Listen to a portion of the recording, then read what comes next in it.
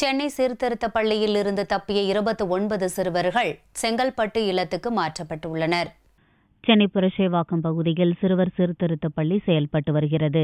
18 வயதுக்கு கீழ் குற்றச்செயல்களில் ஈடுபடுபவர்கள் கைது செய்யப்பட்டு இங்கு அடைக்கப்படுகின்றனர். தற்போது 75க்கும் மேற்பட்ட சிறுவர்கள் அடைக்கப்பட்டுள்ளனர். இந்த இல்லத்தில் திங்களன்று இரு தரப்பினருக்கும் இடையே மோதல் ஏற்பட்டது. அப்போது 33 சிறுவர்கள் பின்பக்கமாக சென்று 8 அடி உயரமுள்ள சுவரில் ஏறி குதித்து தப்பிச் சென்றனர். இதைத் தொடர்ந்து போலீசார் தீவிர தேடுதல் வேட்டை நடத்தி இரவு வரை 29 சிறுவர்களை பிடித்தனர். அப்போது 4 சிறுவர்கள் உடைந்த டியூப்லைட் பிளேடுகளால் தங்களுடைய கை கழுத்தை அறுத்துக்கொண்டு தற்கொலைக்கு முயற்சி செய்தனர். இந்நிலையில் 29 சிறுவர்களும் செங்கல்பட்டு கூர்நோக்கு இல்லத்துக்கு மாற்றப்பட்டனர்.